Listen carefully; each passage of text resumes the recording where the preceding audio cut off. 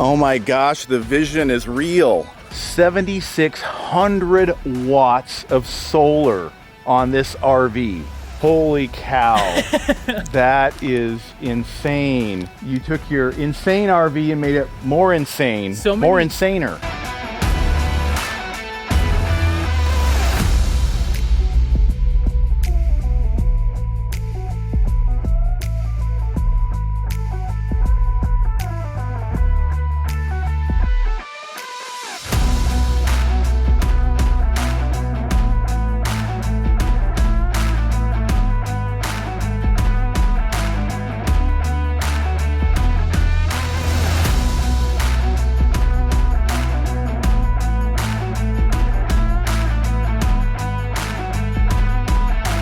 Here comes our Moochdocking. Oh my gosh. You've got enough power to give power to other RVers. People have asked me if it flies. Wings come out while I'm driving. We'll see. We'll see if it's got enough lift, huh? Is this not the largest solar setup ever put on a rig like this?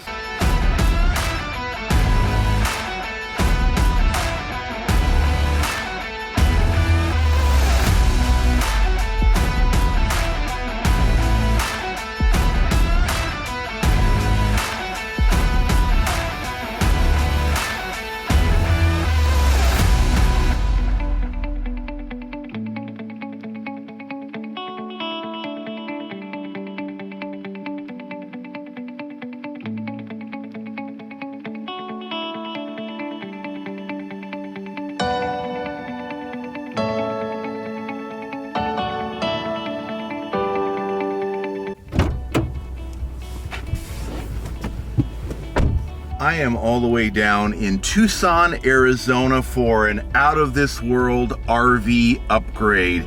Wait till you see this.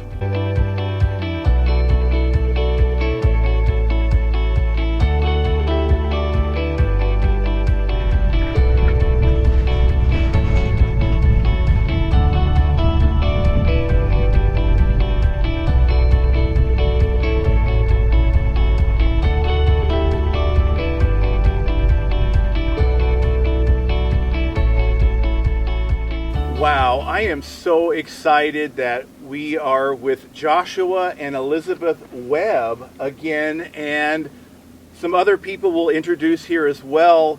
But Joshua, where are we? And you have to tell us what you did to your RV. We are currently boondocking, free camping in Ironwood National Monument, just outside of Tucson, Arizona, actually close to Marana. It's a really wide open space that it was easy to get into, and that's kind of important for, you know, folks that are trying to boondock. Sometimes you go places and they're scary, but this one was a really easy place and it just looks fantastic. Oh my gosh, yeah. Southern Arizona, it's beautiful. This is winter right here. You can tell we're all bundled up. But yeah, it's such a gorgeous location. It makes us miss boondocking and dry camping. We're doing the RV park thing. But we also have Harrison from Enduro Power here, which helped with a massive upgrade to this RV that we're going to talk about in detail. We also have Timo, is the Moochdocking. I'm the Moochdocking right here. I came along for the free food and the free power. Yeah, that's right. Joshua is bringing in so much power with this setup. How many other RVs can you power up? I could probably power 2 RVs off our solar, and you know, with our much not needed backup generators, we could power a couple more. But we can cook food and we can power other rigs, and we'll get into all that here in just a few minutes. And what we'll do, because you guys want to join us out here, we'll put Joshua's information down below, so you can say, hey, I want a Moochdocking too. Yes. Just absolutely. Do it. That's okay with me. I'll just won't be there. Right. You'll be gone by the time this video comes out. Oh yeah. So in the last video, your first tour video, we talked about what's next. You know, will it fly? Yeah. And here we go, wings. Now it has wings. So in the last video, we talked about how I remember you saying you have so much solar, you know, you have so much more than you could possibly use. And I said, I remember saying something like, yeah, but we already have a plan to maybe double it. And back then, it was just an idea. Like, it had no legs, well, it had no wings, and we were still trying to figure out if it was going to be even possible. So what we ended up doing is we took the same infrastructure that was already there from the first set of panels, and where we had taken aluminum and L bracket and connected it to the panels and connected them to each other where the feet connect to our roof, we ended up creating this gutter. And we began to look at that gutter like, we could fit a drawer slide in there. And if we could fit a drawer slide in there, we might be able to double stack the panels and be able to allow them to come in when we travel and go out when we're deployed. So we began looking for what kind of drawer slide could we use. Well, here again, here comes Amazon for the win. We found these commercial stainless steel bearing drawer slides, 500 pounds each, on Amazon. And we were able to buy enough of them to fit in each one of those gutters to suspend our aluminum frame, which then sits our panels directly on top of that. And as if that wasn't cool enough, we thought, what would it be if we could actually motorize these and allow them to go out and come in on their own? So we ordered these 24 volt actuators that we were able then to attach via a custom plate that we made to the drawer slide and then to the actuator. And then the buttons are inside the rig where we push them to allow the wings to expand out and to allow the wings to then come retracted in for travel. So you can see we now have 5 panels on each wing, which gives us a total of 20 residential panels that have 380 watt capacity per each. That means if the sun was blazing above us and it was the summertime, our maximum capacity would be 7,600 watts. Holy cow. That is insane. You took your insane RV and made it more insane, more insaner. So many people would salivate over what we had. Oh, you know, man. and would desire what we had, but I knew I had plans for Boondock Buddy, I had plans for off-grid living, and I knew that if we were building a house in our Colorado property in the mountains, we would need a place not only to stay, but to provide power to recharge all of our tool batteries, to run, you know, table saws and all kinds of different metal cutoff to build any structures we may have there. And I didn't want it to overwhelm us or to be, you know, to need more power. But I feel like now there's just, we always have plenty of power now with 20 panels and our battery bank inside, which we're going to show you here in just a few minutes. Is this not the largest solar setup ever put on a rig like this? I will say that we are one of the biggest. I would like to say that we're the biggest, but I don't know everybody, and someone may have one out there. But right, as far as I know, and as far as I've seen, this is the most residential panels that I have seen on a rig to date. You said 7,600? 7,600 watts. 7,600 watts of solar on this RV. Wow. And to be honest, you know, when you flush mount like I did, when you do flat mount, the biggest problem you're going to have is you're not going to see that full potential, right? Because we're not tilted toward the sun, facing south, and so we're not going to get that massive generation that you see from residential panels on a house. So we knew that going in, if we needed on average 3,000 to 4,000 watts to run everything in our rig, then we needed to go double that so that we could have enough wattage so that when we hit that 50% mark, which is what we see generally day to day, that it would still be enough. We have this big idea, right? And I mentioned before that I had to get myself surrounded by people much smarter than me to achieve this idea that I had in my head. And I met Harrison at a Grand Design rally in Granby, Colorado, and he was there representing his company, Enduro Power. And I was just enamored by how much he knew, because my first experience with dealing with someone helping me plan out my system they weren't necessarily listening to like the pure depth of my crazy of wanting to do what I wanted to do, and they were trying to sell me what everyone buys. And so when I met Harrison and he was answering my questions and willing to go down this rabbit hole with me, it was just really great. And what I'd like him to do is kind of walk us through the upgrades and changes and the needs that we have with our entire Victron system, and then later our battery bank. Yeah, that's great.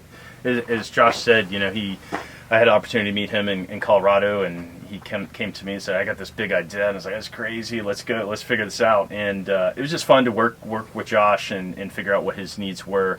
And what's important for all of our customers is to make sure that they're getting what fits right for their needs and their application. Yeah. What I say, and I mean this truly, in every RV, whether you have the same RV, the next person over has different needs, and you know, out of their battery bank, out of their solar system. So there's no one size fits all. And we take the time with our customers. You call, you email, you message us, however it is, to ask the questions. What's your application? How often you do camp? What location are you in the U.S.? You know, all these variables that go into it to make sure you get into the right battery. And so for Josh, it was like, hey, I'm going big on this massive solar, you know, array. I'm like, whoa, that's massive. It's like, well, you're instantly into a 48 volt system, because with that big of a system, you want to get your wires to a smaller diameter, or you're going to have major large cables all throughout your system. And so, prior we were 24 volts, so that was going to require some changing out of some components, and as he said, wiring and things. And so, just so you guys know, we went from 24, which was fine where we were, to 48, which just made a ton more sense. So we established the 48, and based on how big of a bank he wanted to build for the design for their own personal needs, but also being able to have friends and people come and moochdock with him. We helped design the battery bank, which is 30.2 kilowatt hours of energy storage. For people that think in 12 volt in terms, that's 12 volt at 2400 amp hours of energy, but that's 30.2 kilowatt hours of storage. So we have 8 batteries, 4 in series to get 48 volts, and 2 banks to come together for 48 volts, 600 amp hours is basically what his bank is. Yeah. So we helped put that together, and then he said, hey, can you help me a little bit more with my, a system? He has a great Victron energy system. We love Victron products. It's just bomb-proof. There's lots of other great products out there, great brands. We recommend and use Victron quite often. But so we jumped in with him and said, hey, you need to switch out, to 48 volt equipment. He changed some equipment. We added in different components, added in more bus bars as you add in the components, and a lot of the kind of bus bars, controls, some DC-DC chargers are here. Solar charge control is up on the top there. So these guys here, for those of you who are just learning about stuff like this is what powers my 12 volt 100 battery up front, and this is also what sends and converts power to all of my 12 volt systems inside the rig. My lights, my furnace, my water pump, all those kinds of little things. And we, 1 is fine, 2 is better. You guys know me well enough to know by now that I over-engineer. So that was there. We also included the Cerbo. Oh my gosh. If you build a system and it's Victron, you want that box. You connect it to the internet, you network all of your components together, and then from your own phone, you can manage and monitor your system from anywhere if you're away from it. And it delivers so much information in one place. That was so necessary. Before my previous system, I had a simple battery monitor from Victron. It gave me very little info, and the info it gave me was on a bunch of separate pages, and I would have to do napkin math constantly to figure out where we were. This was a game changer for us, for sure. One thing to add to that, I would say about the Victron system is, as Josh has said, it gives you total control and visibility to what's going on in the system, historical and current. And there's lots of different ways to build a Victron system. You can start today and just get a lithium battery with a battery monitor, so you can accurately see what's going on with your battery. It's a quick update for the average person. Most people aren't doing a large system like this. They'd love to, maybe one day, but hey, if I want to switch over to lithium, we say there's 3 best practices. One is choose the battery bank based on your applications, and that's a conversation of how are you going to use it, what are the applications.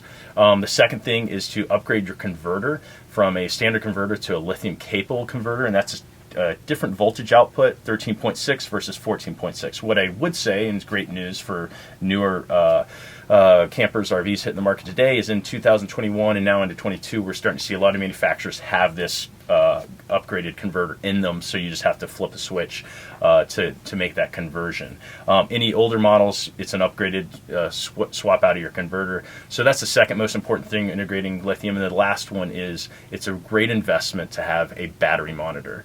A battery monitor allows you to see the best possible way to see where we think the battery's status actually is. And that's because the voltage profile of a lithium battery is pretty flat for the most part, and then it'll drop off in the end. So us to figure out where we are in this line as it goes over time is really hard. Having a battery monitor with a shunt allows us to measure the current with the voltage, and it gives you a nice little reading of where that system, might be standing at the current time. So you put all that together in, that's for kind of, the average person looking at lithium. That's a great best practice. You take that, put it on steroids, and you get a system like Josh has got. So these boxes here that you can see, the white boxes, these are actually our breakers in between our system and our solar panels. We have 3 arrays, which you can see the 3 solar chargers, charge controllers right there.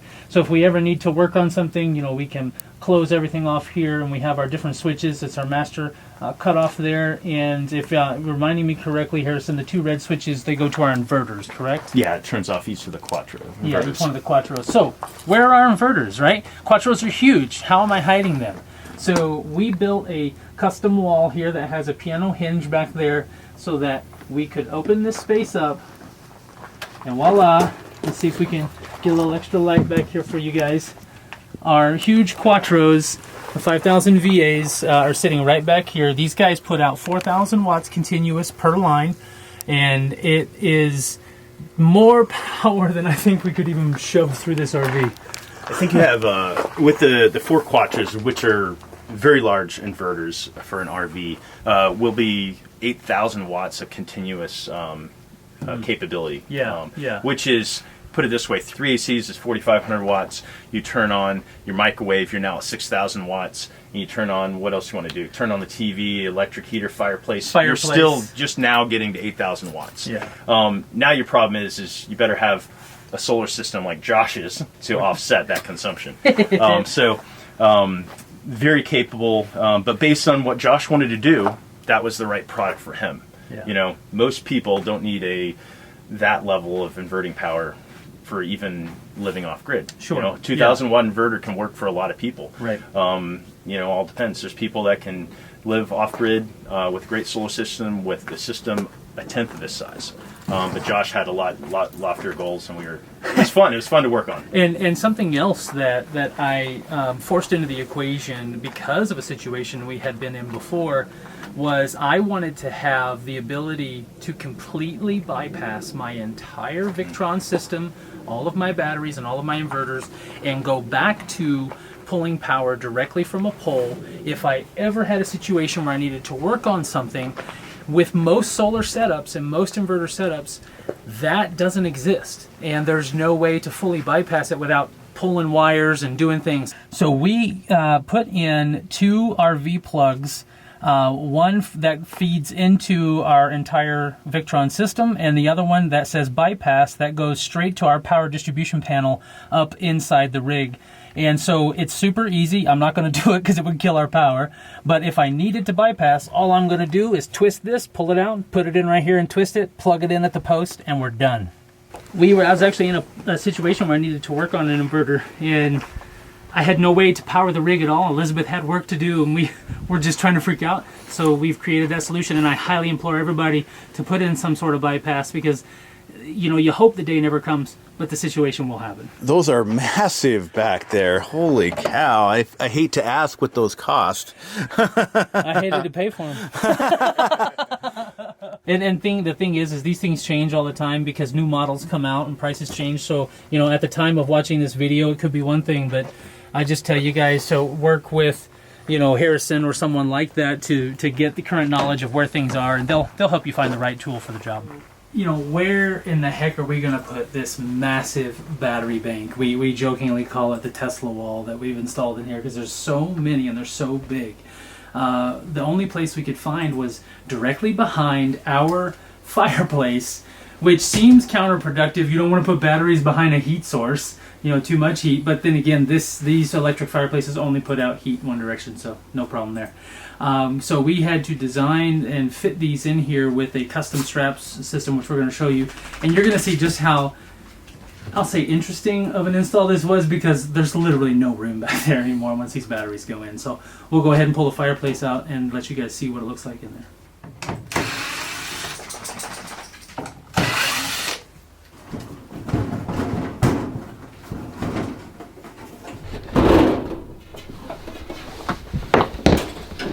There they are. Cool. So yeah, this is what we ended up with for Josh's system. You know, we wanted that 30.2 kilowatt hours of energy storage, which was at 48 volt battery bank at 600 amp hours. Again, to break that down for some of you just getting into things, that would be a 12 volt 2400 amp hour bank if it was a 12 volt system, but this is a 48 volt system.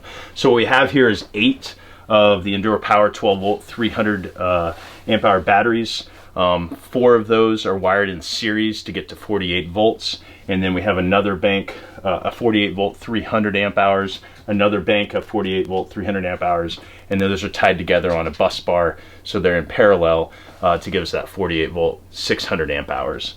I would also say that both of these, as they go to that bus bar, we do have cutoff switches, so we can shut off each side of the battery bank as we need for maintenance and things like that down the road.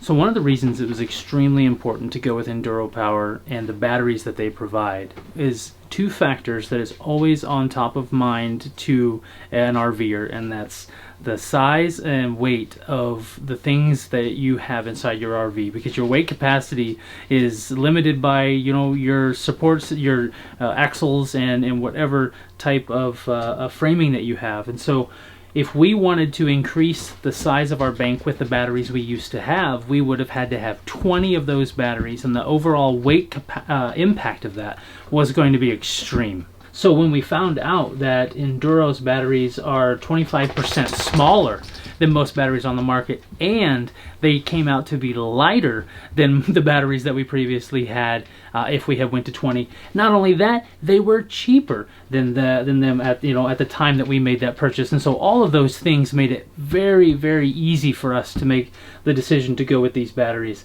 Because you guys know, when you're trying to build this bank, some people put it under their bed, some people, may have a fireplace chase like we have, but sometimes you got to squeeze these in a real tight space, and so it's important to have a battery company behind you that understands those requirements and is constantly looking for ways to make their cases smaller and keep their batteries light. So what we'll do is put a link to Enduro Power below, so if you want to get more information about these batteries and what they have to offer, you can check out that link. So here is the brain center for our solar and battery setup. To this side we have our switches that bring our panel wings inside and out. To send them out, we push them up. To bring them in, we push them down. And then here is our Touch 50 screen, where you can see, even on a cloudy day like today, even all the way at almost 4 o'clock in the afternoon, we are still generating 1092 watts, meaning 348 are going into our batteries. We are very near full, and of course we're also generating what we're consuming at about 626 watts between our rig and Timo's rig. From this panel, we can not just observe, but we can also affect changes, check settings. We can see that right now, at current consumption, we have time to go is infinite because we're generating more power than we are consuming at this moment. In a few hours, when the sun goes down, this will give us a time of 5 days, 4 days, 3 days, depending on how much we're using. But we can do changes. We can see all of our different our Quattro inverters, all of our smart solar charge controllers, everything from a simple screen. And because we have this device, I can also see all of these things from my phone anywhere I have internet connection, and as long as my rig is connected, which it always is, I can connect, and then I can bring up that same screen. It's the same exact screen, so if I make a change here, you're going to see it over here, and if I make a change here, you'd see it there. So I have complete control over that entire unit, no matter where I am in the world, as long as I have an internet connection. Oh man, that is so cool. So this is our new pin box. This is a 30K Gen Y. Some really cool features about this pin box is the fact that it has an entire structure here for absorbing the shock of bouncing and chucking that you normally feel when you are towing such a large fifth wheel in your truck. One of the reasons we upgraded to this is because we've added so much to the rig in terms of more batteries, more panels, and actually a few upgrades inside, that we wanted to make sure that we were taking full capacity from the axles that we have and the, the well-built frame that comes with this. So we needed a new one. Our original one was only good for 21K. With our third new axle that we've applied, we have 24K capacity. So we went to eTrailer and we looked at some of the options, and this one just seemed to be the beefiest one that they had. And with that 30K, obviously we're never going to hit that. We're not trying to tow 30K. We don't want to be anywhere near that. But there wasn't an option for us in the middle. They had options for, say, 16, 18, 21, and then all the way to 30. So we just went with overkill, but as you've probably noticed from a lot of my builds, I do over-engineer everything, and I do typically go for the bigger unit because I want to be making sure that we're going to get the most out of it. This one, you can tell it does have connection with 6 bolts. Our original Lippert that we took out only had 5, so this does afford us a little bit more connectivity for solid connection as we're towing down the road. We've seen this thing bouncing a good several inches when the rig was trucking, and we didn't feel any of that in the truck. Wow, that's one more thing you've added that I'm like, I want. I want that. Yeah. That looks awesome. It looks like you can really get the maneuverability, because this is still pretty small right here, and this clears your truck bed just fine, This is actually, right? Yes, this is actually shorter than the Lippert pin box that was on here. Okay. And it's a little bit shorter this direction, especially if you get a little bit of movement from these rubber springs here. So it does offer, we can get our truck to a right angle with the rig that we've never achieved before, and giving us more maneuverability. That's great. Yeah. And you need that when you're getting in some of these tight boondocking sites. Some of the sites, you don't know what you're getting into till you get there, and you need everything in your quiver you could absolutely have to make it work. And did you say you upgraded the hitch as well? Yes, I did. I upgraded to a B&W Companion, 25K. Best move I've ever made in my life. If you're trying to buy a hitch and you don't know what to buy, get the B&W Companion. So easy to hitch, so easy to unhitch. It has saved my marriage because Elizabeth, typically she would be the unhitcher, right? And with our old hitch, I would have to get in the truck and put it in reverse and take a little pressure off, and then she would try, and then we'd have to try to re-level, and she would try, and then have to pull forward, and she would try. And it's so stressful. If I would have known about this hitch when we first started, I would have paid the extra money for it, because it makes that whole process so easy. And especially when you're boondocking, you're not guaranteed a concrete pad. You're not guaranteed smooth, even ground. And so you need a hitch that's going to be more prepared for that kind of a scenario. And yeah, thumbs up on the B&W Companion. That is what we got after I dropped my RV on top of my truck. And yeah, that hitch has been awesome. I mean, with our previous hitch, we always would think we knew if it was closed, but it was kind of always we were almost sure. With the B&W Companion, being able to look in there and see those 2 jaws closed with that arm all the way in and the pin through it, you know it's closed, and you know that you're secure to go ahead and pull forward. And it's attaches to our puck system, so we have 4 points of contact in the truck. With our previous hitch that the dealership sold us, it had 1 point of contact on the ball in the middle. And when we're driving, we could hear and feel the hitch rotating in the back of the truck while we're going down the road, and that was always scary. When you're brand new at this and you hear noises, you immediately pull over and start checking everything, because you don't know what's bad. And so with this, I feel like we're so much more secure in the knowledge that the hitch is doing what it's supposed to be doing.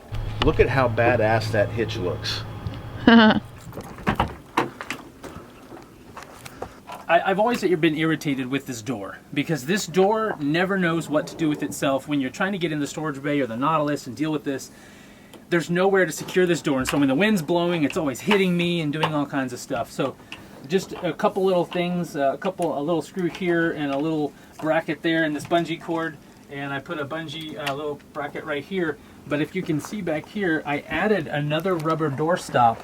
And the reason that this is important is because it keeps my door from getting too close to my water heater and my furnace, so I can keep it open without the door warping and getting damaged by all the heat exhaust coming out from these two items that are possibly in use while we're out and about.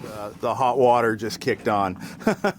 There's some dimpling and some bubbling from when this got so close to the furnace while it was on. Okay. That it got damaged, and I understand that from a manufacturer standpoint, that's why they don't deliver us something to keep this closed. But when you're trying to get set up and it's storming and this thing hits you at full speed, yes. you want a solution. I know what you're talking about. And again, you're making us jealous of all of the storage that comes in a Grand Design Solitude. Yeah, because the smoker is out on the other side and the tray is pulled, this just seems so open and cavernous, you know. And but you can get a really good shot now and see. This was our original filter system. So these RVs come with a single filter, typically right here in your water bay, like a Grand Design, or almost all of them have some sort of house filter. Now, it's woefully inefficient. Like it's too big of a micron. Like it's taking out sediment. It's not really doing anything to clean and prepare the water. So what we've done is we plumbed in a clear source, which added another 3 stages. So we essentially here at our open area, our water intake, we have 4-stage filter. We go down to 0.2 microns. That means we take out bacteria. Now, when we go to Mexico, when we get the water from the wells and the supply there, that may not be enough. So what we've done is we've added a UV tube filter up here. So what happens is after the water finishes going through all of our filter system, it will go into here. We will plug this in our Nautilus bay, and then the water will be sterilized from this tube before it reaches any of the faucets, the kitchen, the bathroom, the shower. And then of course we have a last stage, 0 filter on our kitchen sink, which removes whatever else made it through all of these things. Because when we're in Mexico, or if we're in places, or if we're boondocking and we're able to pull water from a local stream or something, we just want to make sure that we're safe, because the last thing we need to do is get sick from contaminated water. You guys are actually pulling water out of any source. Any source. Really? Any source. Okay. It doesn't matter. The water could be full of contaminants, it could be full of rust, it could be full of even bacteria, and the system that we have employed here will provide us with clean drinking water and water that we can use, of course, to shower, cook, and do anything. And where did you get this set up from? So all of this is Amazon. Okay. Even though we live off-grid and we boondock 99% of the time, and we definitely have no real good solid address, Amazon is still our best friend. We're able to deliver things to local post offices and get them from general delivery. We're able to work with sometimes businesses in a local area will accept shipments for folks who are camping, if camping is a big industry in that area. So we've always been able to find those ways to get our packages. All this is on Amazon, and you know, this filter system, if it's something that you like, you can actually get components and build this for a lot cheaper than ClearSource sells it. So there's other options as well, and we can put all of that down in the description for you guys. And even though we've just started and we're showing all of these amazing upgrades, this is not the first upgrade video. We actually have a long tour and upgrade video. Was it 26 other upgrades that Joshua did? And so we will link to that video down below, because after you watch this one, you're going to want to check out that one. Absolutely. As we mentioned in the beginning of this video, we have a friend who is Moochdocking off of us out here in the middle of nowhere. So how is that even possible? When we designed this system, we thought, hey, we're going to be generating so much electricity from solar and so much from battery. Let's see if we can power another rig. So what we did is we installed a plug on the side of our rig, just like you would see if you were pulling up to any RV park and ready to plug in at the post. We have a 30 amp plug, and here you can see we have attached a Watchdog 30 amp surge protector. And the reason for that is I can go on my phone, I can pull up what they are using. So we have our Boondock Buddy, and right now we can see the other RV is pulling 400 watts from our system directly through this plug, through this line, and we're gonna go over and see some other things that they're gonna be able to do as well. Because I want you guys to know, this isn't like we're giving them a tiny bit of power. Like, there is nothing in his rig he cannot turn on. He could turn on everything. Yesterday he took a nice hot shower in the morning with an electric water heater, and those are the kind of things that are not normal for. He has no solar, no generator, no extra batteries. It's all coming from right here. Well, good. I'll tell Cherie where we're going boondocking next with you guys, right? Absolutely. And you know, even though this is a 30 amp, a 50 amp rig can run off this with a dog bone. You'll just have to be making sure that you're not overwhelming my plug, right? Because inside our power panel, we installed a 30 amp breaker so that no one would be able to pull more than that coming through here. So if you accidentally turned on 3 ACs or something like that, of course it would trip. We'd have to turn it back on so that you could power up again. But that's just to protect us from maybe our Moochdocking using a little too much power. Timo, bad Moochdocking. So let's go over and visit them and see what life is like in a Moochdocking RV powered by our massive solar generator. So this cable that you see here is our extension cable along with our Watchdog that we have put together. So for the folks who are going to boondock with us, we have a service called Boondock Buddy, which just allows folks to see where we are so they can come boondock with us that have no generator, no solar, but want to get some questions answered as to how much their rig might need for battery and solar, what they're consuming. So we provide this as a service for those folks so that you don't have to go out and invest in a ton of stuff to figure out maybe you don't like boondocking, but you can come out with us and experience some of those things and make an informed decision. Wow, that's awesome, Joshua, that you guys are doing that. I think it's important for us to help people understand what's possible. And once they see what's possible, there's more things they may do beyond even what we've achieved. Wow, and so what do you charge for this service? We are still putting those kind of things together. We encourage folks to visit with us while we form what maybe the market will hold or something like that, but we don't ever plan on charging more than you would spend at an average night at an RV park. So you're not going to be out any additional funds that say, you know, the $20, $30 a night you would spend at an average park. And we will put a link down below where you can find out more information about that. That is great. What a unique service to offer, and thank you so much for serving a lot of the RV newbies out there just getting into this. Absolutely. Let's see what they're doing in the RV over here. Hello, Timo. Welcome. Let's see what's going on. Okay. Timo's RV here. I'm fully powered up here. Thanks, Josh. And you running the AC as well? Just for kicks, just to show off. All right. I mean, because it's, you know, it's kind of... it's a little warm in here. It's a little toasty. So let's see, let's take a look. We know a minute ago he was pulling 400 watts, so let's take a look now. So now we're up to 797 watts, and oh, there we go. The compressor just kicked on. So he's at 1600. He's pulling all of that right off of us, and everything in here is running normal. So his experience is just as if he was plugged in at any RV park. You know, his RV would just do whatever it needs to do. So here we are again out in the middle of pretty much nowhere. You can barely see Tucson way out there, which is gorgeous at night. You get the stars, but Timo is getting like Free power. Free power.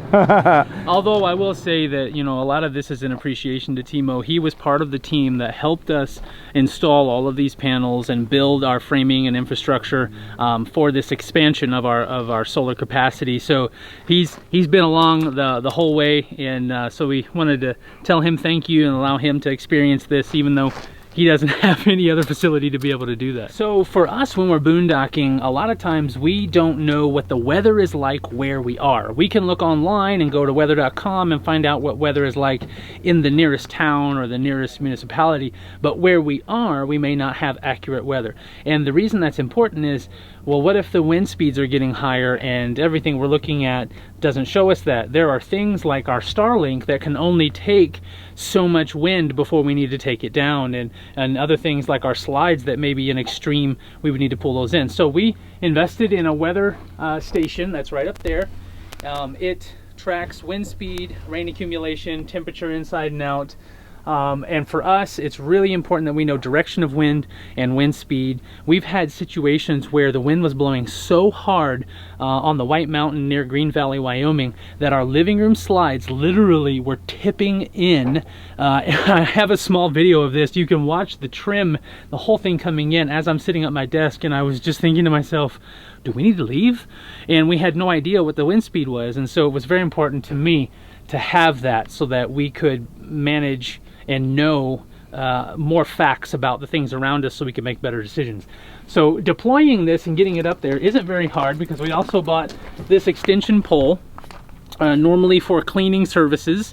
I got this and mounted this to the top, and it's really easy to push up and push down. I will tell you, one of the best things you could do is drill some holes in the bottom of it, because this thing will accumulate water. When it starts to rain, this entire thing will fill up like a syringe, and then when you go to start pulling these down, it'll just start spewing out and get all over you.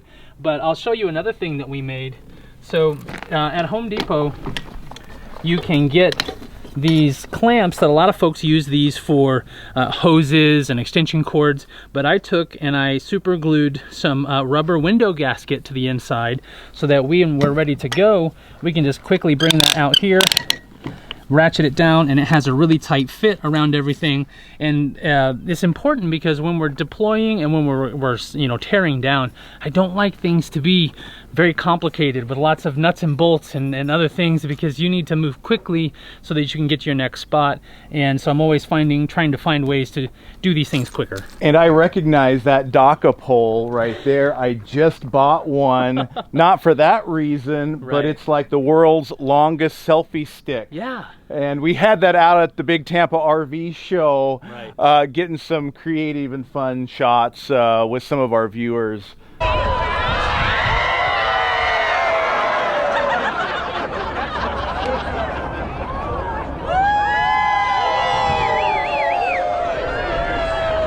That's really cool. I just didn't want to take ours on the airplane out here. I think that might be kind of difficult. I can see how that could be a little extra baggage cost. Yes.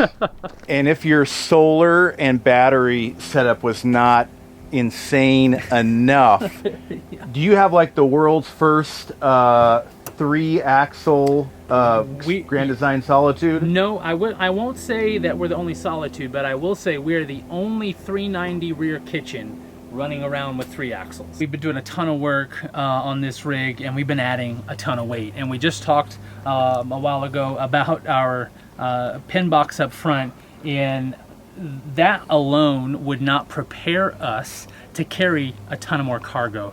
So we had to do a thing. We bought an RV that only has 2 axles, but now, as you can see, it has 3. And we worked with an amazing team here in Tucson, Arizona, Professional Trailer Repair. I cannot talk more about these guys. They were with me the entire process of figuring all this out, and they work on a lot of grand designs, and they're very familiar with the frame structure. And they were just more than a place that I dropped off my rig and some work was done and I picked it up. They had me there every day showing me everything, and you'll be able to see some of that footage and photos here in this video. But essentially what they had to do is they had to cut off the independent suspension tandem axles that I had. And if you're not familiar with what that is, it's a suspension system that you get from Morryde that allows you to have each wheel be independent. And so if one wheel hits a pothole, it can bounce and not translate that across to the other wheel, thereby causing the whole RV to shake. So we already had 2 of those. So I talked my wife into letting me get a 3rd. And we worked with these guys. We had Morryde deliver the suspension system to them. They had to cut the 2 axles I had off completely, and then remeasure and rebalance all 3 of these together so that they would accurately and well keep all of the weight distributed so that the rig would be flat and not pull up on my truck or not tip forward and give me too much pin weight. This is a custom install. This hadn't been done before on any 390 RK. So when we were done, there was no fender system, right? Because the measurements for the Momentum series of Grand Design that has 3 axles, they weren't going to fit specifically because the measurements are not the same. So the guys literally bought in a Momentum fender, and then they custom cut it and they custom fit it together. They custom measured everything, and they turned this thing into what feels like a factory setup. Like when you're looking at it, it looks like it's always been this way. Yeah, it looks super professional. So, Grand Design, would you like to buy this design right here? Joshua has it for sale. I've got a consulting fee and an invoice ready for you guys. This entire setup now allows us to take full capacity or full use of the capacity of the framing structure here and have a weight capacity of 24,000 pounds, which is very important because we weigh just shy of 24,000 pounds with all of our batteries and solar and all these upgrades. Before, we would have never been able to go this far and do something this extreme without having this. And so when we weighed just on our way here, we were happy to see that we were just below our line, which means I have to be careful and not add too many more things. Yeah, Joshua, do you have any other projects up your sleeve, or is this it? So I always do. My wife's always asking me to stop, but I think my next project is gray water reclamation, and there's actually a few of us extreme off-gridders that have been discussing this, and one of the guys in our group was a water treatment specialist, and so we're just pulling all the info out of him, and so I would not be surprised if we don't have a video about that on our channel within the next couple of months. And right, speaking of that, Joshua now has a YouTube channel. A lot of you have been asking, where is your YouTube channel? And you didn't actually have one at the time. We didn't. You know, we wanted to. We've been very busy building, you know, our online businesses and of course making these modifications and upgrades, but we heard you. We heard people messaging us directly, sending us emails, commenting on your videos on YouTube. Thank you for that. Where's your channel? You know, and so we want to start sharing these things in our journey as we become more self-sufficient, you know, with off-grid living, but also still while using Starlink and all this solar and all this modern technology. And what is the name of your channel? The name of our channel is Rooted Off Grid. You'll be able to find us on YouTube, Facebook, and our website, rootedoffgrid.com. Awesome. We'll put those links down below as well. And your first video is going to be why you switched from Battle Born batteries, right? Exactly. It's going to be why we moved away from Battle Born. And, you know, I know a lot of you who are in the lithium space or you're thinking about getting solar panels, you know, you hear that name a lot, and we're going to talk about in our first video why we moved away from them. So check it out. So one of the biggest issues with boondocking as a lifestyle is security when you're away from your rig. Elizabeth and I do have a couple of times a week where we go to town for many hours, and maybe we're grocery shopping, maybe going to church, or maybe, you know, having dinner out away from the rig one time. So we wanted to know what was going on with our rig both inside and out. So we went with an Arlo system of cameras, and this is our doorbell cam, and we'll show you the other cameras around that we have both inside and outside. But currently I can see everything that's happening on this side, the other side, and in front of my rig, as well as one camera in our kitchen that sees the entirety of our hallway all the way back to our bedroom. So when we're out, we can pull that up. We're notified every time there's movement. Maybe it's just a coyote, but maybe it's somebody walking in front of my rig, and I would like to know that. Two-way audio allows me to speak directly to them and say, hey, what are you doing? You know, if my rig's parked out in the middle of nowhere, probably shouldn't be getting visitors when I'm not there. So this allows us to both communicate with them and gives us video in real time and motion detection, which gives us essentially peace of mind. So you can see here our Arlo camera that we have mounted up front is an exterior metal mount that I have screwed directly into the fiberglass. Now I did put a lot of silicone behind that and in every screw hole that went in, because this is right behind our closet, and the last thing we need is constant dripping of water from rain reaching behind there where we'll never see it until it is a complete disaster. So also the camera screws, there's a threading on the back of the camera, so it screws into this mount, which I added some Loctite to, and I don't know if you'd be surprised to know, we just leave these here. We do not take them down when we travel, and it's in the exact same position it was before we drove all the way out here. So our last camera is mounted right up here on this side, and I have it super high because it gets such a wide range of view that it captures this entire area, and we can see, you know, people coming up. But it was important for me to have it here because this is where we have our Starlink hookup. This is where we have, you know, our Boondock Buddy power source, and we just want to know if someone's over here messing with these things, plugging into our rig if they're not supposed to be here, or trying to disconnect this so that they could try to, you know, steal our Starlink satellite, because these days it's so hard to get your hands on them because manufacturing is taking so long. These things are a premium and you hold on to them tightly because it's our lifeblood. We work online, all of our business is online, and so we wanted to be able to monitor this. Now, the other cool thing is these cameras out here have a spotlight and night vision, so even at night, if these were activated as a security system, if someone were to walk by here, that light would turn on and shine bright, so that they would know that they were on camera, as well as us getting notified on our phones that there was some movement as well. So it's we feel a lot safer when our rig is miles and miles away from us for hours and hours at a time, being able to see a 360 view.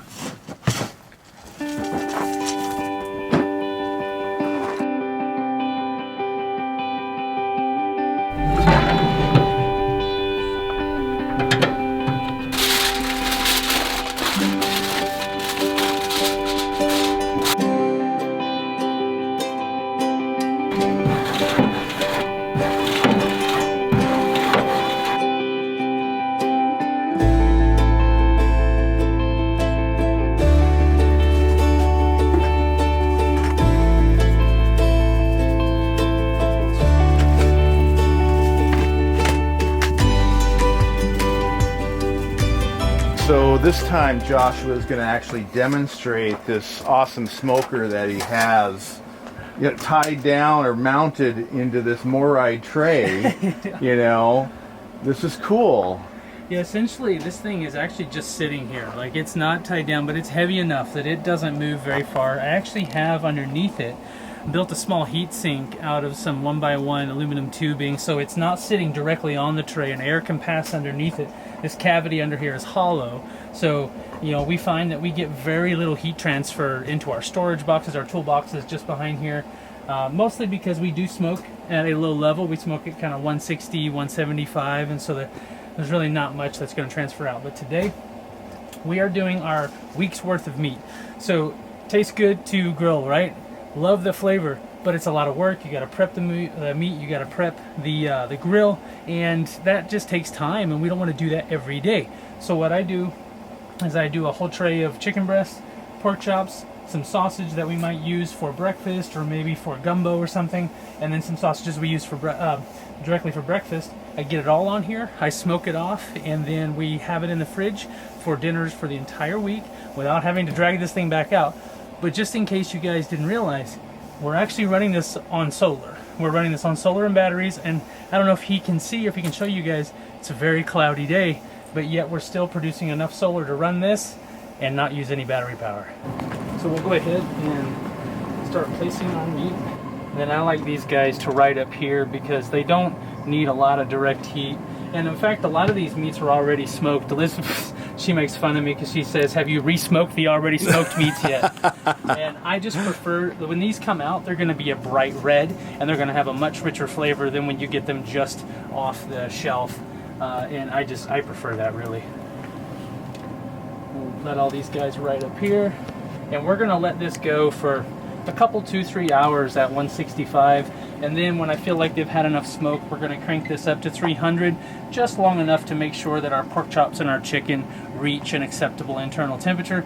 And then we'll pull everything off and they'll be ready to eat. All right. Yeah, I love this idea, Joshua, having it mounted like that. So easy to pull out. Yep. And we do similar. We will cook our chicken breasts in advance so that we can freeze them. And but if it's a steak night, we typically will do that fresh grilled. Sure. So. Well, not like last night we smoked a brisket, and there's nothing that tastes better than pulling that right off and eating it immediately. That was delicious. Up top are ready to come off. I don't know if you guys remember from a few minutes ago in the video, but these have now turned a bright red from what the brown they were before, and that just means that they are perfectly smoked and ready to go. I'm going to be inserting a thermometer here into our pork chops and into our chicken and check our temperature.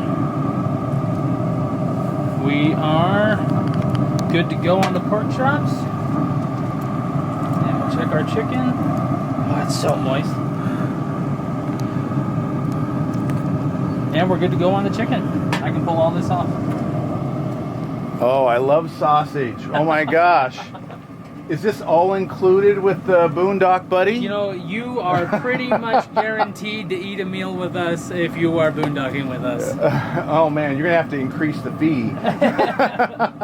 So you'll find when you smoke versus grill, a lot of the times you feel like the meat's not done. Like you look at this pork chop and you're like, that meat looks raw. Like I should be cooking that more. But when the internal temp says it's done and ready to come off, and you'll find your meat is more moist. Your chicken is more moist, and there's so much more flavor than when it gets tough and dry. And how long was that on for? A couple hours. I tend to smoke for a couple hours at 165, and then once I feel like it's gotten a good smoke flavor, I'll bring that up to 250 or 300 just to raise the meat all to the the good temperatures that they need to be at, and finish off the sausages. And then now the Traeger goes through a 15-13 minute cool down sequence where it's going to make sure the fire is all done and out, and so that we can push this right back in there without any fear or issue with too much heat or warmth being trapped inside. I don't know if most of you out there were affected by this, but for a few weeks to a couple of months there was a beef sausage shortage, due in fact to I can only assume part of the supply chain issues that people have been having ever since early to mid last year. But they're back now. All of our keto friends rejoice here. Exactly. We're definitely a heavy meat family. Oh my Sorry, gosh. I'm making a mess. That looks amazing.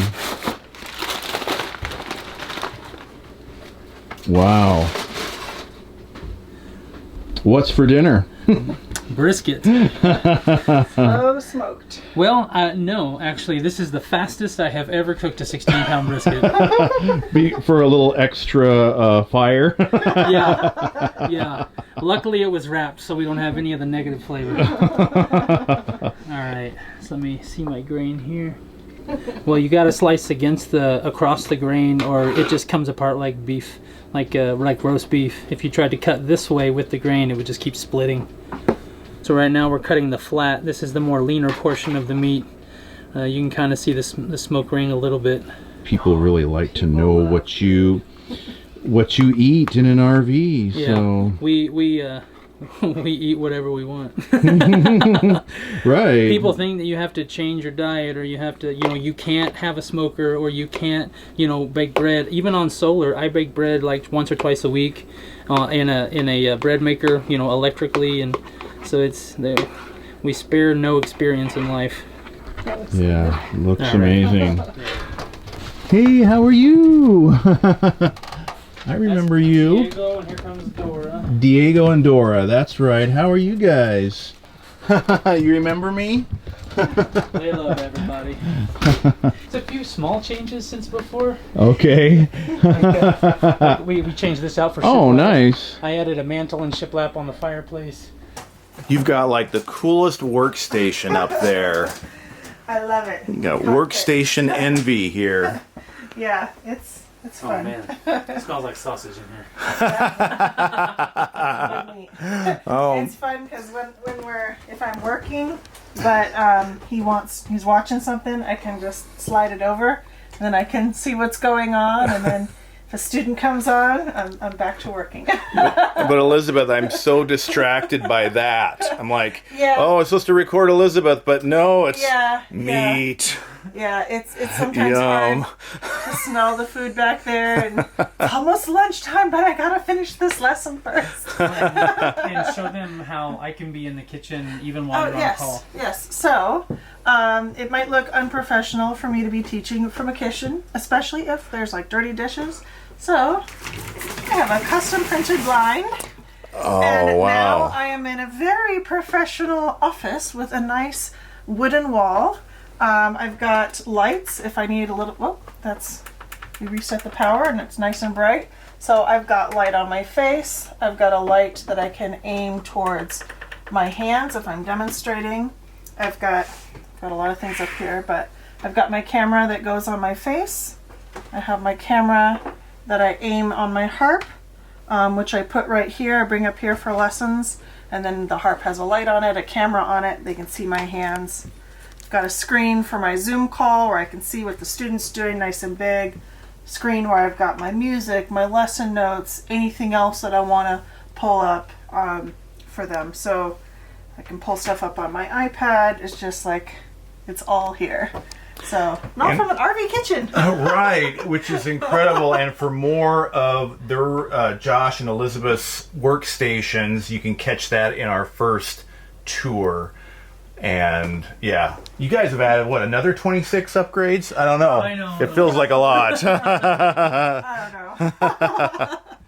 But Yeah. you were sharing with me that you are now so busy with classes, you are finding other ways to leverage your time. Yeah, I was counting in December, I was at 42 students.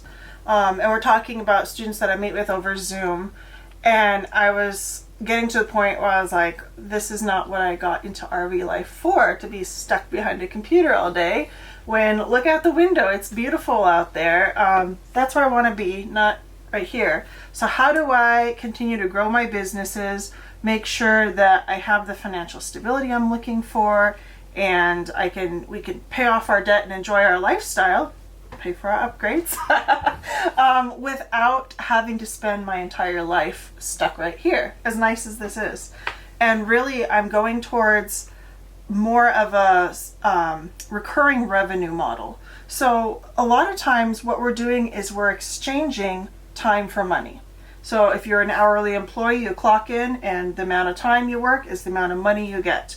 Even a salaried employee is a similar thing. So me working with lessons, if I teach a 1 hour lesson, I get paid for that 1 hour.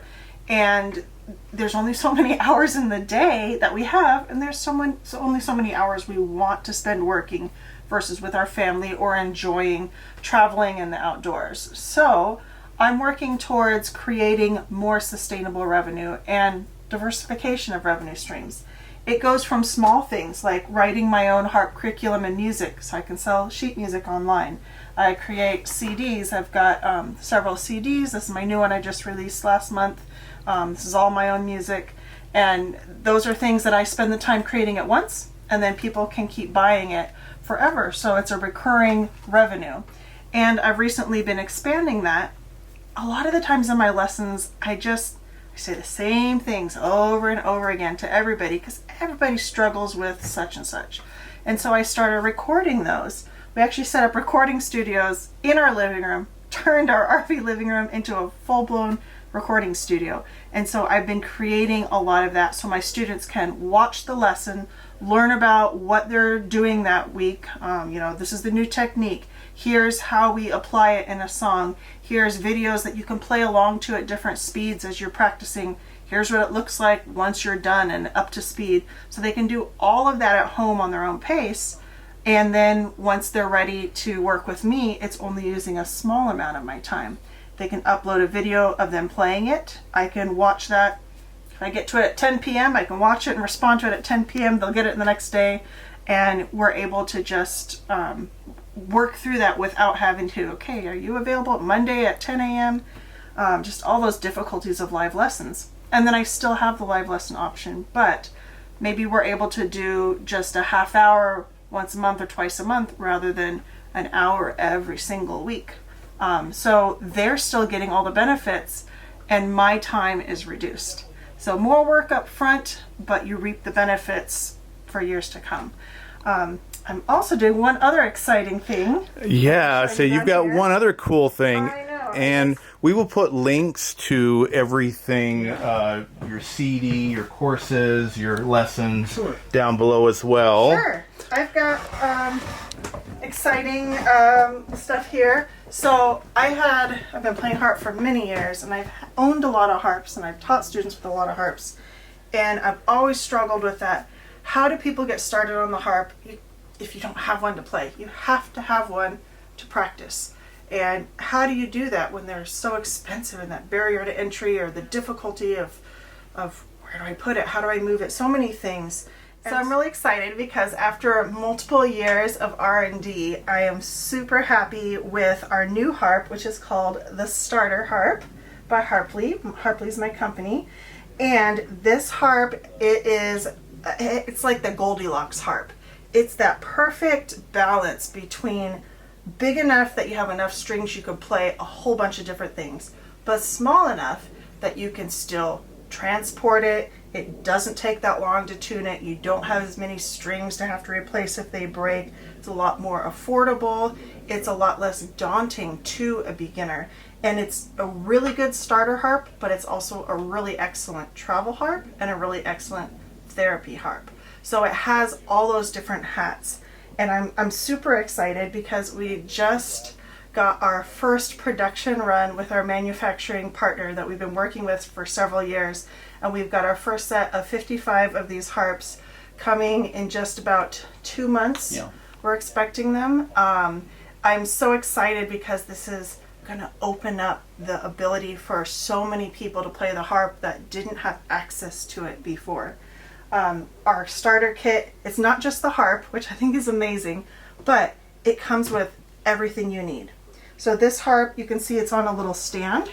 So it can stand up by itself. You don't have to lay it down every time you stop playing it. It comes with a guitar strap so that you can actually play it standing up. You can wear the harp, which is awesome. I do this a lot when I go caroling or music therapy, if you're working in a hospital, hospice setting. You played it at the beach in Florida? Oh yeah, I played it standing in the ocean. You can't do that with your big pedal harps. So you can do this, walk around with it. You can play it sitting down that way. It also has a lap bar so that you can balance it on your lap. Again, just taking away those difficulties that so many small harps have. So this guy goes in so quick and easy, and even our new bottle has an even better handle here, so it's even faster and easier. And then boom, you're ready to play. You don't have to worry about balancing it, keeping it from sliding down. It's right there. And then our new one, which I don't have here yet, is a play stand that actually goes on the floor. This screws into it and it acts like a floor harp. It has its own legs, its own feet, and so if you're some of our older clients who maybe would be scared, or our even younger clients, students who would be scared of balancing it on their lap, it's going to give them a way to sit it on the floor and be able to play it without having to worry about that. So it comes with 3 different ways to easily play it. It comes with a nice padded bag with the pocket so you can store all your stuff, the tuning key.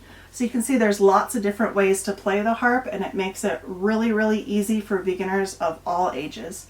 And also, it has included my entire first year beginning harp curriculum, which will walk you through step by step whether you have been a piano teacher for 40 years and you're just learning how to apply it to the harp, or if you have never touched an instrument, don't know how to read music. It takes you through every single step that you need, and it teaches you and gives you practice activities so that you can learn from wherever in the world you may be learning the harp. Gosh, that is so cool, guys. Yeah, please. That would be awesome. This is your design. Yeah. You created that out of... We've been working with our manufacturing partner for years, Since getting 2015, iterations in and testing them with students and getting them in people's hands and our own hands, delivering feedback, working on iterations until we finally have reached what we feel like is the perfect pinnacle of quality, price, and value. The Goldilocks Harp. Exactly. So that folks can afford to get started. And, you know, if even this price is daunting, we've partnered with a firm on our website so that you guys will be able to see if you can qualify for payments that make more sense for you at wherever you are. We just want to make it very available for everyone. I'll play you something. This is actually a song. I just wrote it a couple months ago for my little niece who was recently born, Naya. And I included it on my brand new Harp CD and in my curriculum because, again, I believe if you're going to do the work to create something, use it and benefit from it in multiple ways. So on the CD, in the curriculum, lots of different benefits. So this is called Naya's Awakening.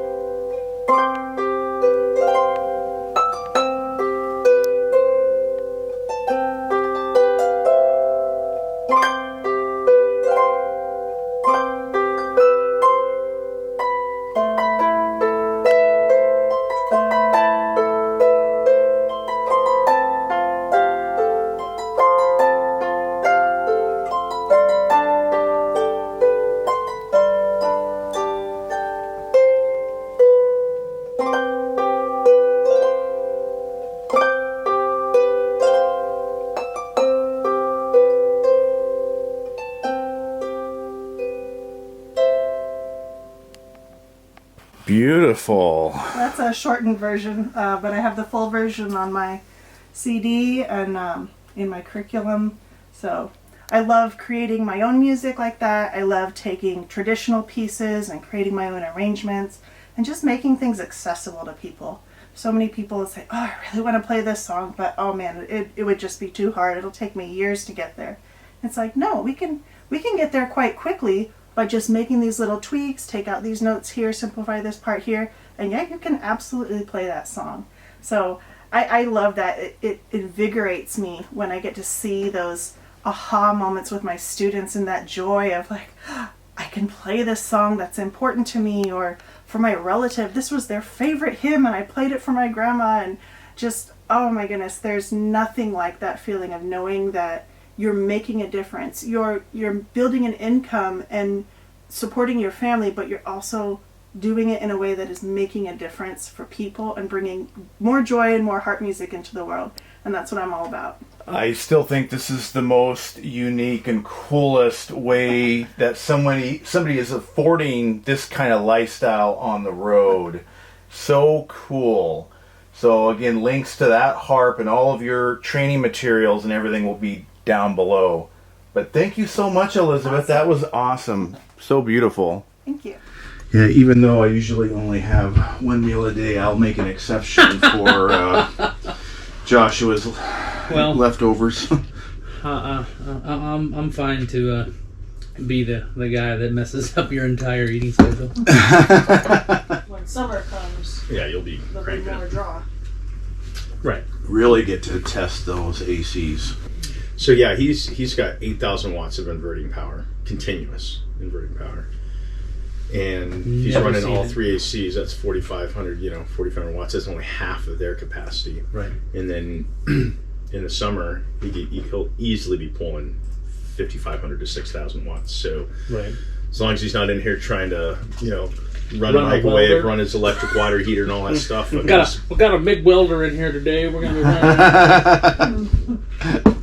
You just to that point though, you have so much solar that during the daytime you don't need as big of a battery bank. The reason you have a big battery bank is for your Moochdocking and Right. all of this stuff. Well, that and just for the fact that having run a system that was smaller than this in a warm climate, running an AC in the bedroom at night, we saw how quickly we could chew through battery, and I wanted more cushion. That's right. You run AC at night. Yeah, when we're in humid or hot environment, I gotta cool it off. Yeah, I was able to run AC all night this last summer with my small setup. The bedroom AC with constant fan, Yeah. and then just popping on the We've got compressor every fan once on in the a wall. while. Thank you, sir. Oh, thank you. But I can only do that like one night because I can't seem to generate enough To get your battery back. to get the batteries back up. Yeah. Now, I So- see a lot of that in the groups, people that have invested in batteries but don't have enough solar to really manage charging them. Yeah, I mean that's a conversation we always have with people. Is like, how much battery I need, how much solar do I need to put in my Hey, rig. Tom, turn your camera on. And I think that I think the key there is you ask, like, what is it you're trying to accomplish? Are you trying to go one night, at Harvest Host, at a Cracker Barrel Right. parking lot? Are you trying to go 3 nights for a weekender? Are you trying to power somebody else? There's all these things that go into designing a system and figuring out if the battery bank needs to be big. Does the solar need to be big, or does it need to be in the middle? Every system's different. And I think everyone's looking for that perfect answer that just doesn't exist, or like that generic combo, and like, well, what's the least I can spend to get the most out of it, and tell me everything I need to know, and it's way more of a conversation than it is a statement. And even people with the same rig, they might think, oh, we have the same rig as you, so our power consumption is the same. And it's not, because it's Right. personal use, and what you run and your temperatures that you like it at is totally different. Well, and our internet infrastructure, we're running a lot of electronics overnight that a lot of people don't. So our overnight, whereas his is about 40, 50, maybe 32 watts is the least I've seen him draw. We'll sit at 200 or 300 all night long. Yeah, it's insane. It's stupidly awesome.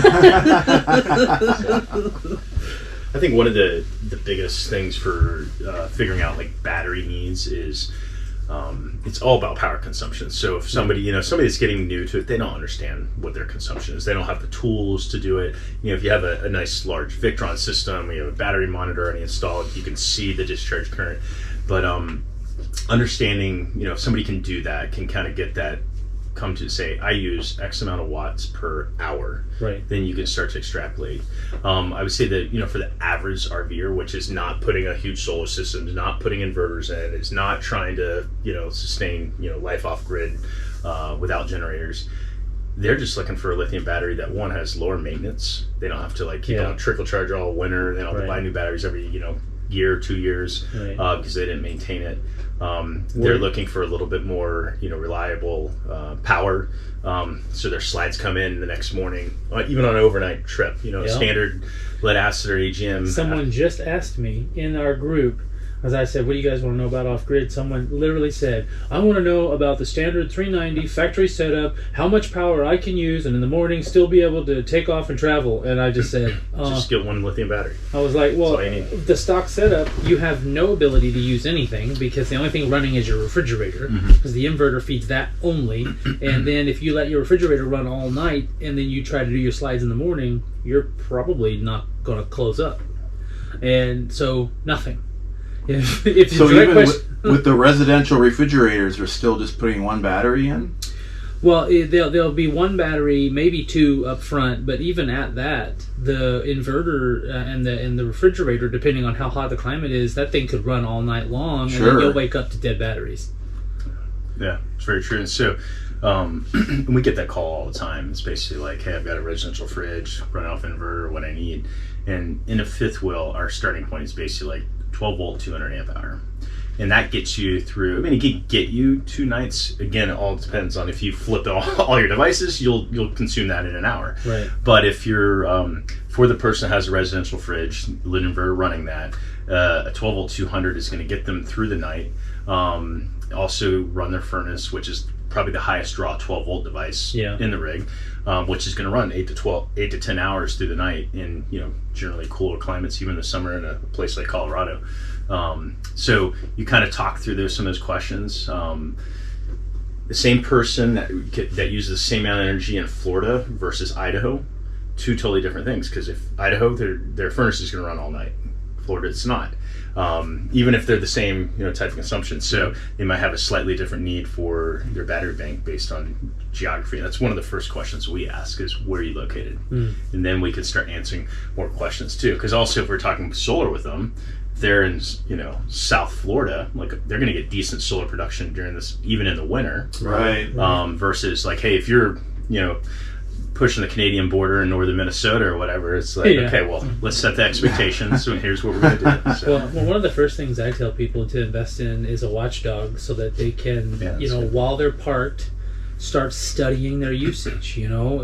Go and like put a spreadsheet on Google Drive, and then walk around and have your watchdog turned on. Turn on your microwave, write it down in a cell. Turn on your dryer, write it down in a cell. Turn on your TV, right? And just if they can document all that and then turn everything on and look at their max consumption, now they have data that can be given to someone that's going to help them design a system, rather than how much solar and battery do I need? Well, Then guessing. Yeah, they're guessing. And the reality is even the people that do the homework usually end up modifying their system down the road. Yeah. So if you go into it guessing, you're going to have remorse in what you've purchased. You're either going to have bought a lot of equipment you didn't need and then have to spend more money because you want to move forward. With it, that's kind of what I see a lot. So you hear it all the time do your research, do your power consumption, understand what it is.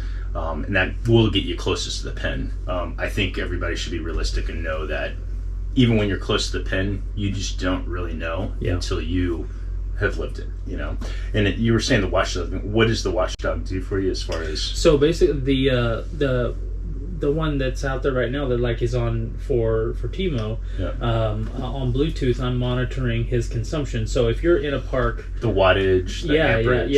Mostly just the wattage. It's like that's at least lets a person know if they turned on all their ACs, ran their dryer, turned their heater, turned on their microwave. Okay, this is my worst case scenario. I must be, at some point be able to sustain this. Well, I'm talking more about solar panels than I am batteries at this point, but this is my target.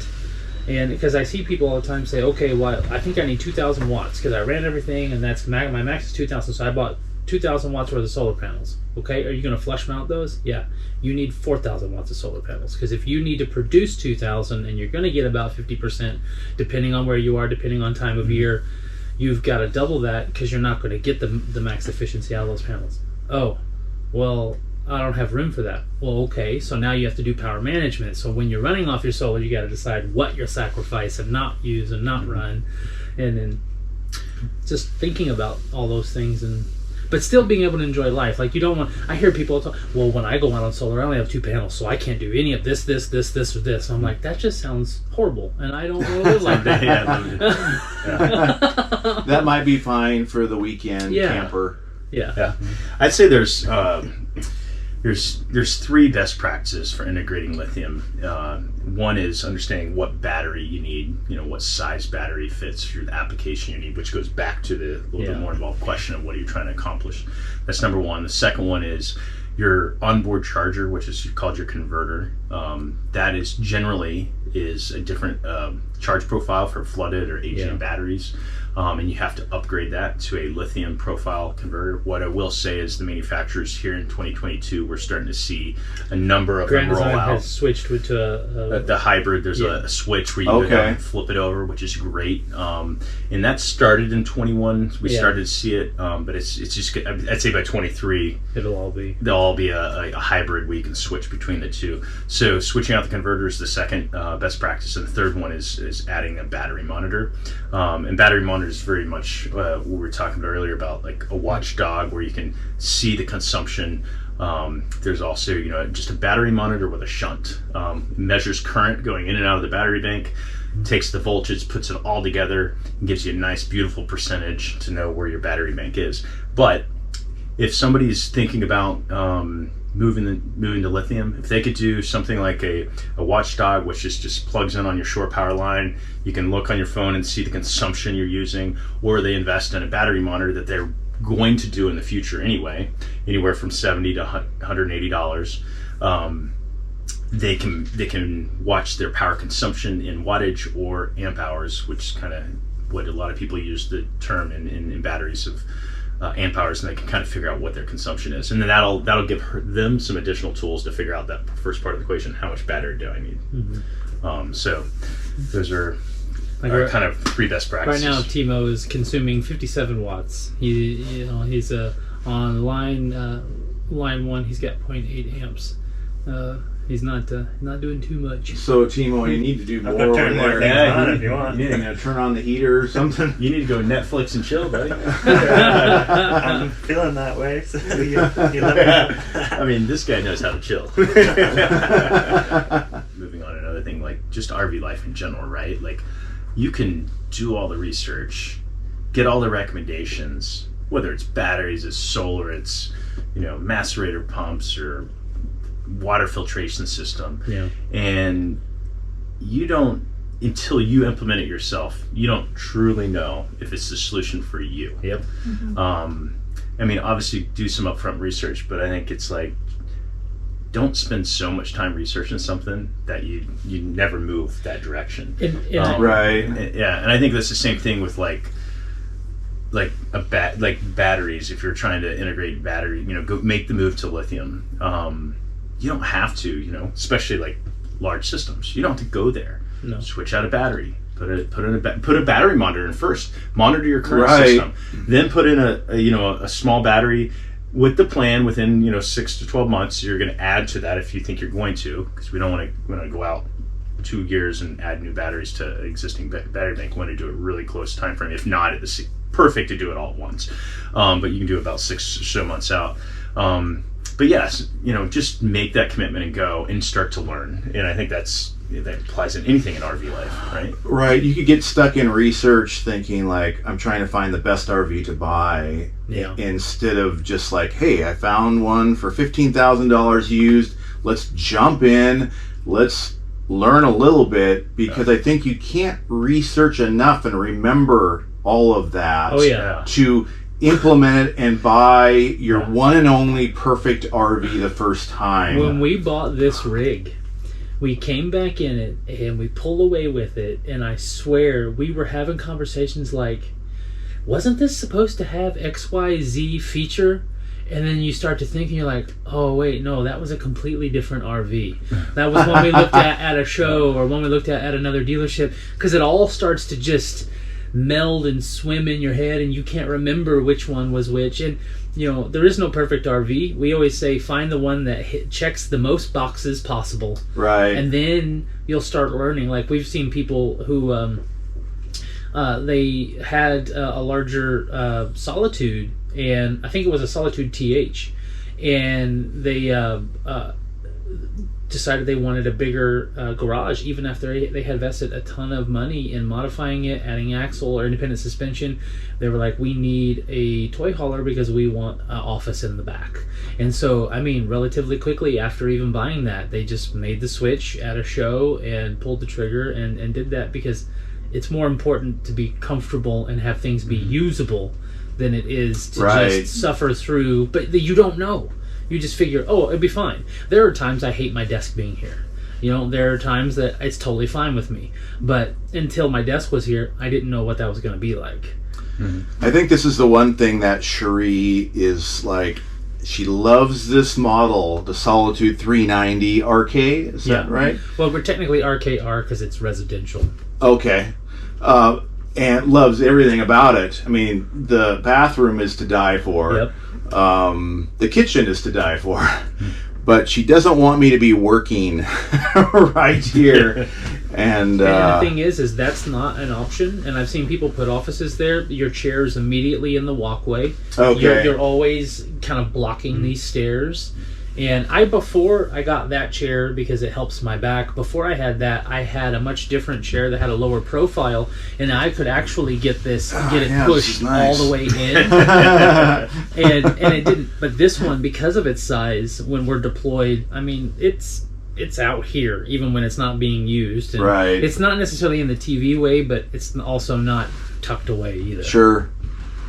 So yeah, it's. I think if I designed this desk again, I would go about half the depth I don't think it needs to be quite as deep as we made it. My friend who does furniture and home building, we built this in his garage in like a weekend, and it's good and I like it. But I think there'd be things I would do differently But to you get don't know until you try. exactly. And that was one of the things on when we got this RV is we were like, we've done all these mods, and there's so many things that we can alter if we don't like it. But some of the things you can't alter is like just the basic structure. Like we wanted a big bathroom. Well, you're not going to buy an RV with a small bathroom and then remodel that into a big one. Right. Not very easily. So like those kinds of things that are not really modifiable. Like we bought an RV with a big shower. That's like we I were did going to not buy want a one with a coffin. big shower, or we weren't going to have a big shower. So we bought the things that you can't change, and then those little things like we want shelves in this closet. Well, then you build shelves and you add them. Those things can be changed. Yeah. Oh, Diego. You didn't see him, Josh, right? He was We put sitting him to sleep. at his feet, at Timo's feet, just looking at him and begging. Shaking. Oh, when he wakes up. What is that?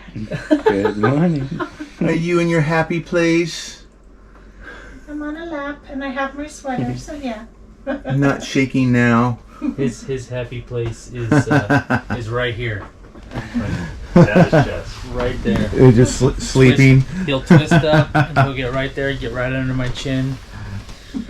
That's his, or we call this the Degito spot. When Elizabeth is sitting here and I'm sitting here, he will wedge right in between us and get two warm bodies up against him, and happy camper. Hey Tom, I bet no one's ever invited you into their bathroom before. Not really, but you have one more thing to show me. Yes, I do. Let's go Okay. check it out. All right. A composting toilet. And well, what does that mean? That means that this toilet is not connected to our black tank at all. It is completely self-sufficient, and it operates with a couple of different factors. As you open the lid here, you've got a little tray that opens up, and you can see I have two compartments, but I'm going to open this up a different way here so you can see a little bit better. So here you've got a front jug up front for all of the liquids, and back here you have all kinds of sawdust for all of the solids. And as you use the bathroom, it goes solids back there, liquids up front. And what's interesting is once you go, you use this little tool here, and it's going to mix all of those that sawdust and solids, and it keeps the moisture away, and it absorbs into the wood shavings. So why would we want to do this? Why would it even matter, right?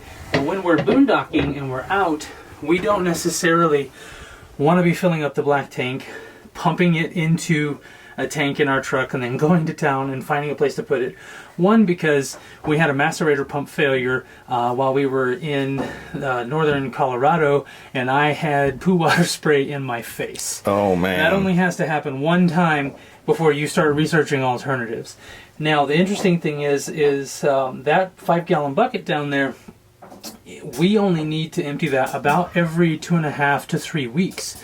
So, I mean, that's great when we're moving kind of every 14 days as we boondock. So that's kind of part of our pattern anyway. The other cool thing is this toilet only cost about $700. Now, I think the price has gone up on their website since then, but the high-tech compared models, you could spend $2-3 grand on those, and they're electric, or they require propane, and they have to be vented, and this one doesn't. One of the other interesting things about this is when we used to have our regular RV toilet in our black tank, after 5 days it would smell awful. And once we switched to this, we no longer have that smell. Literally a full bucket right here for 2 weeks, and you don't smell anything except for maybe a little bit of what we call wet wood, or some people liken it to smelling like a horse stall sometimes, where there might be a lot of hay. The other cool thing is that there's nothing in this toilet that I can't buy at Ace Hardware. So if something breaks, if there's an issue, I can go get it at Ace, and I can fix it myself. Contrasted by some of the more expensive ones where you have to get parts from the manufacturer only, and maybe it's too complicated for you to even repair yourself. So this was a big step for us to be more independent from having to make so many trips to town, and really be more self-sufficient. Well, Joshua, I need some B-roll of your toilet. Oh, that's fantastic. So even though we have a composting toilet and we no longer utilize our black tank for black water, that doesn't mean that we're not using our black tank. If we're in a situation where we're running a lot of laundry or taking a lot of showers and we're getting close to filling up our gray tank, all we have to do is pull both of these lines open, because we have installed an extra Volterra valve right down here. And so the gray water will come and fill up that cavity, and then it will go back up and fill both the black tank and the gray tank, so that we can have more capacity in a certain needed situation, and then be able to go and empty that once we head into town or somewhere with a dump. So first time using the Solo Stove, huh? Go home. All right. Yeah, I hear such great things about these, so we haven't made that investment yet, but... Well, this was a Christmas gift from Elizabeth and her family to me, so... Oh, nice. It was one of those things that I don't think I would have necessarily bought either, but still enjoy having it. For sure. Black Friday sale, Yeah, so Black- you know. Oh, right, yeah.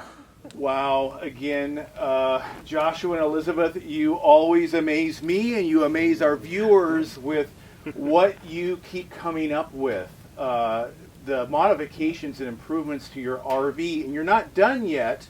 And again, you need to check out Joshua's YouTube channel. That link will be down below. And thank you, Harrison from Enduro Power, for helping with this massive install. And again, links for, if you want to know more about Enduro Power, that'll be down below. And links for everything we've talked about will be down below in the description. And Moochdocking, Timo right here. I just made a couple videos, so Timo Town is my channel. Okay, great, awesome. Follow Timo Town on YouTube as well. Thanks again for watching. And if you're brand new to enjoythejourney.life, you can also hit that subscribe button. And from the Ironwood Forest National Monument, we will say so long, and remember to enjoy your journey. Bye, guys.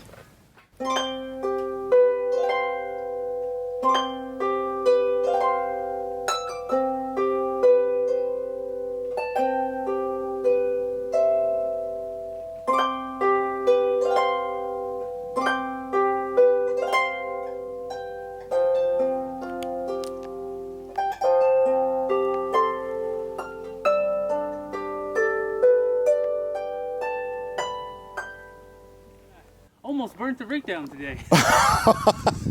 Making dinner? Making dinner. Oh my gosh. Don't go down that. That's probably politically incorrect.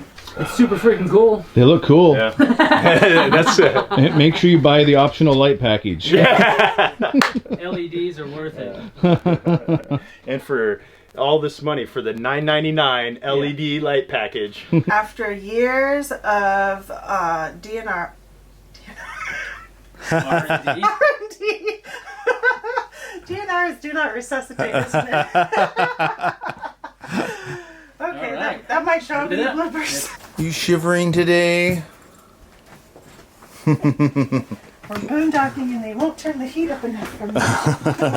I've never actually laid my eyes on a composting toilet. I hadn't either until we got this. Okay. She's like, look, there's just issues that I'm concerned about being a woman. 3 months in, what do you think, Liz? There are still things that I don't. We're not rolling right now, right? Well, we are. But if it's funny, it's awesome. Use this footage. Can I use your voice? There are. When I got it, I was like, $700 for a buck and a jug. Maybe I should go into this business. But I mean, there's more to it than that. I see you can't slow Josh down, huh? He tries. When is it going to stop? The trick is that I keep her working as much as possible, so she's not there to change my mind or Okay. affect my decisions. Some of those forgiveness rather than permission. Oh, guess what we're going to do next? Josh's neighbors around here, I said, come back tonight, we'll launch the space shuttle. Yes. Okay, Many that people- sounds good. Joshua, don't run over my mid-sized car. You call that mid-size? That's like the pull it back and that let it go. If that over there, that little car, if that's a mid-sized, what is a compact? What is an economy? You know, how do you get smaller than that? Right after we got our truck, we got in a little fender bender accident, and the insurance is like, oh, that's okay. You know, we include a rental car. So they give us this little thing, and Joshua was like, how do you expect me to drive this home? This is not going to work. So from somewhere in southern Arizona near Tucson, we will say, and from the Ironwood National Forest Monument. Ironwood Forest National Monument. Oh man, no, so many bloopers. Everybody's tired. It's the end of the day here.